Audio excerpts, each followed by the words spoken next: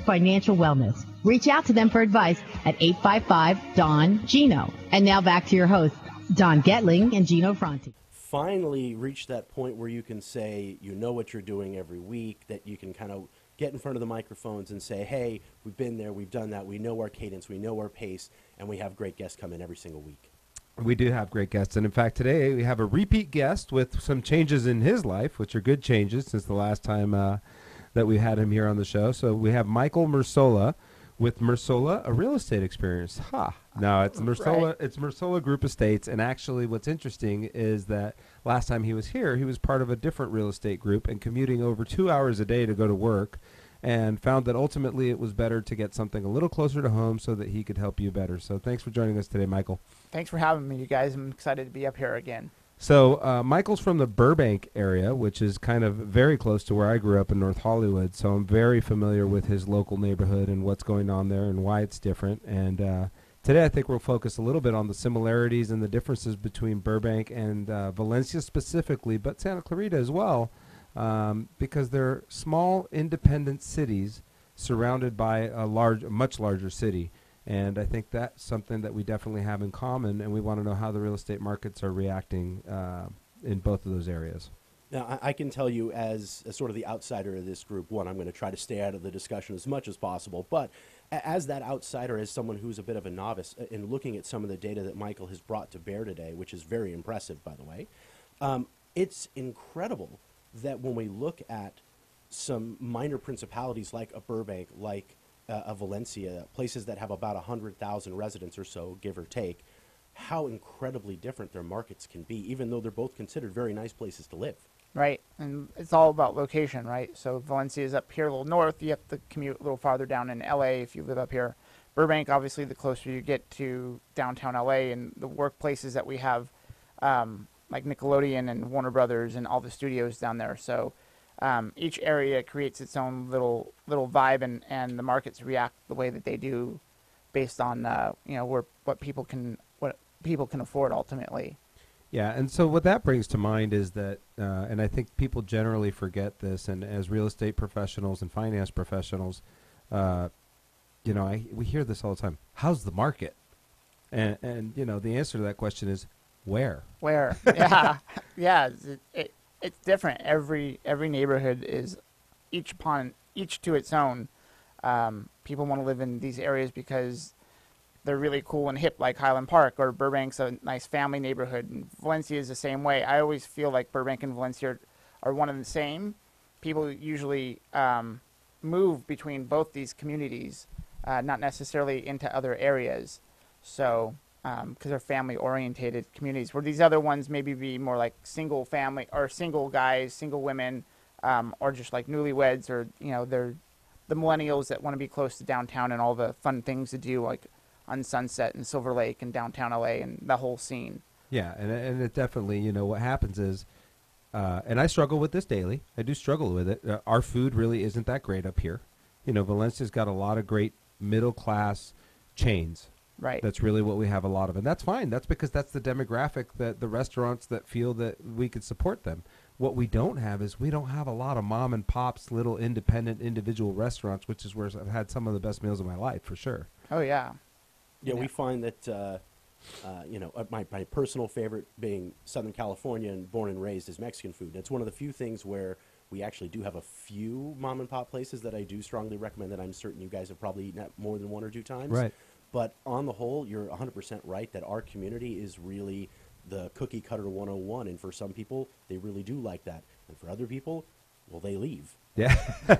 They do. They have to go down in the valley to go find what they're looking for. It's true. I mean, when you travel up and down Ventura Boulevard, you don't get a lot of chain places. You have a lot of mom and pops restaurants. You eat really well. But that's also because it's a hip, young crowd willing to spend some more money, because it's usually more expensive because they're not buying bulk nationwide foods on a discount. Right. But you sometimes get to sit with the chef and have a whole different dining experience. I know we've digressed a little bit, but that does influence real estate choices. Everyone in the areas that I'm talking about, so like Sherman Oaks, Studio City, it's really big about walkability to Ventura. The younger generation now, I think the last time I was here, there was no Uber, there was no Lyft. People don't want to drive really anymore. They want to walk because parking is such an issue in a lot of these places, right? So they want to be able to walk to the Black Market Cafe or the Laurel Tavern or Lala's on Ventura Boulevard, or they want to be right next to everything that's going on in Highland Park, or again downtown LA in Silver Lake. So those things drive prices because everyone wants to be close to where they're living their lives. Shit, I want to be close to Laurel Tavern. That place is good. It is, it is really good. So is Black Market Cafe. There's some great insights. Let's make sure everyone knows who's talking. We're listening to Michael Mersola of the Mersola Group Estates. He's also a member of the Keller Williams Realty family. That's right. So tell us a little bit. We've kind of talked a little bit now about the food situation. That's one thing that does influence real estate. The other thing that makes Valencia and Burbank unique is the schools. Yes. So let's talk a little bit about the schools and tell me a little bit about the school district there in Burbank and how that differs from LAUSD. Well, again, because Burbank is its own city, we have our own schools. All the schools are great. I wouldn't say there's one that's better than the other. I know that there's the scores that they have as far as ratings and what have you, but otherwise, every school is safe. Every school, your kid's going to get a good education. They're going to grow up with a group of friends that they're going to have for the rest of their lives, like I did. It breeds community with the park and rec situation. We have a really stable park and recs that offer everywhere from flag football to adult dodgeball to basketball. So all those things mix in, and we all kind of just stay in the city until we go to college and then disperse to our own ways. But everyone seems to always come back because it's in the middle of everything. We're close enough to downtown. We're close enough to Studio City, but we can come back within our confines and live a really comfortable life. There's one thing that you said, and as someone who's a college counselor, it gives me an opportunity to jump in. The perspective on the high schools, certainly on the public side of the high schools, I do think there's a lot of similarities between the programs. I think they're both above average programs. I think they serve a large but not an overwhelmingly large number of students. The API scores, which is being phased out now, but are both fairly strong in these schools. The interesting thing is, you said everyone kind of sticks together and everyone is friends and they build these lifelong relationships until college and they disperse. That is the biggest difference between Burbank and here, where they don't leave here. They'll go to COC.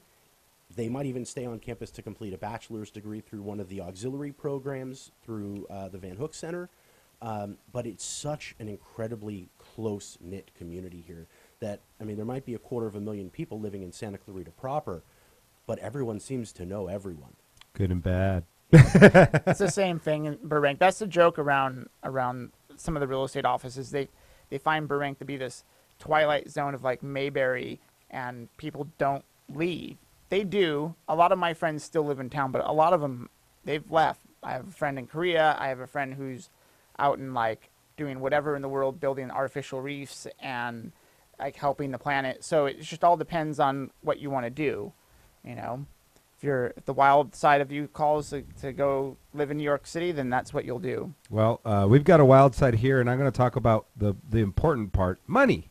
How does money make things different in Santa Clarita and Burbank? So when we come back, we'll talk a little bit about the average price of these neighborhoods, a little bit about the growth of these neighborhoods, a little bit of the differences between these neighborhoods on the Don and Gino Real Estate and Finance Show on your hometown station, AM 1220, KHTS.